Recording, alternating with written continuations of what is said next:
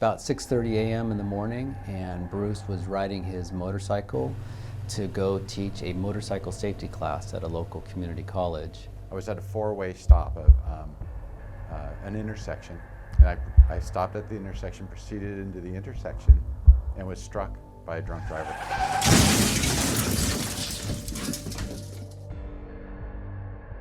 Witnesses at the intersection said Bruce and his motorcycle flew about 10 feet in the air and landed on the corner of the intersection. Bruce suffered major injuries. His right foot, lower right leg was crushed. His entire right rib cage was broken. His right pelvis was fractured. He had cervical injuries, spinal injuries, brain bleed. Lungs collapsing and pneumonia, and then a blood infection that nearly took my life. So there were a number of medical emergencies along the way. He almost died. He lost his spleen, and they had to amputate his right foot below the right knee.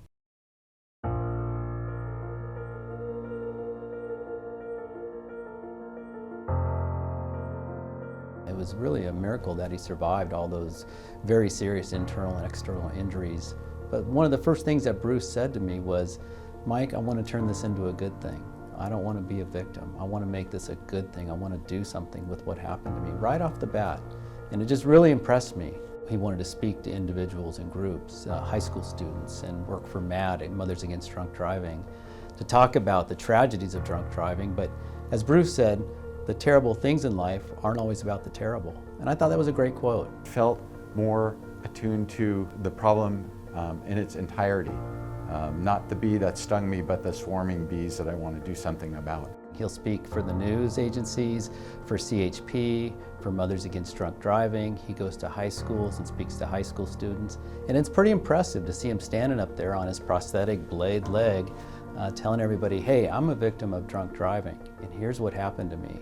And it was totally preventable." I do feel called to this. I feel compelled to do this. So it's easier from that standpoint, as I have something to say. It's very powerful. He stands in front of thousands of high school students, and you can see the kids. I've watched them. They sit there in rapt attention. But I want them to understand that it's not that hard for a regular person to find themselves in the position that the young man who struck me is in. That we get a couple drinks in, and we think that it's going to be okay, and we go for it. I'm trying to tell them that don't take that practice that we move through the world and apply it to drinking and driving. It won't be okay. The risk is too high for their own welfare and for innocent people such as myself. Bruce always saw both sides of the picture. He saw the tragedy that happened to him, but he also saw the tragedy for this young man who had no criminal record and made a terrible choice early one morning to drink and to drive. I feel in the literal sense, if I could keep one person from hurting someone else or destroying their lives, then it literally is a good trade. Just as if you were to step in front of a bus and save someone and be injured, you would say, that's a good trade. And the tricky thing is there's no way to quantify it, right? You don't know what you've prevented.